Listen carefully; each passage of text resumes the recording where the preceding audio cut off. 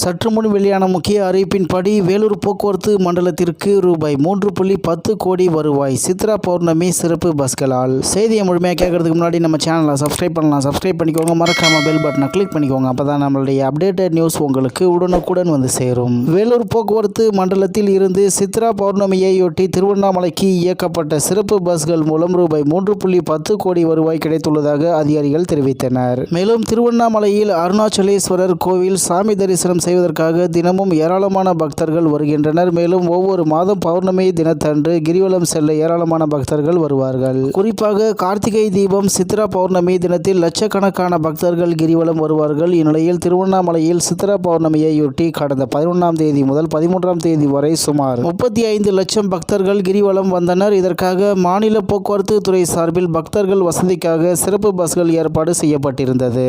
குறிப்பாக சென்னை, பெங்களூரு, வேலூர், ராணிப்பேட்டை மற்றும் திருப்பத்தூர் ஆகிய இடங்களிலிருந்து சிறப்பு பஸ்கள் இயக்கப்பட்டன. வேலூர் அரசு போக்குவரத்து கழக மண்டலத்தில் 183 சிறப்பு பஸ்கள் இயக்கப்பட்டன.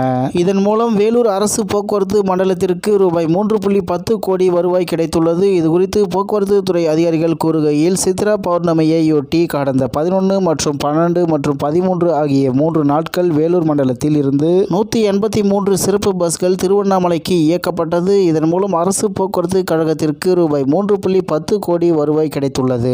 இந்நிலையில் கடந்த ஆண்டு சித்ரா பௌர்ணமிக்கு இயக்கப்பட்ட சிறப்பு பஸ்களை விட இந்த ஆண்டு கூடுதலாக வருவாய் கிடைத்துள்ளது என்றனர் என்று தகவல் வெளியாகியுள்ளது என்பது குறிப்பிடத்தக்கது. இந்நிலையில் வேலூர் போக்குவரத்து மண்டலத்தில் இருந்து சித்ரா பௌர்ணமியையொட்டி திருவண்ணாமலைக்கு இயக்கப்பட்ட சிறப்பு பஸ்கள் மூலம் ரூபாய் 3.10 கோடி வருவாய் கிடைத்துள்ளதாக அதிகாரிகள் தெரிவித்தனர் என்று தகவல் வெளியாகியுள்ளது என்பது குறிப்பிடத்தக்கது. இத்துடன் இன்றைய முக்கிய செய்தி நிறைவேறுகிறது. மேலும் இது போன்ற செய்திகளை உடனுக்குடன் தெரிந்து கொள்ள ஆர்கே நியூஸ் தமிழ்நாடு சேனலுடன் இணைந்திருங்கள். நன்றி, வணக்கம்.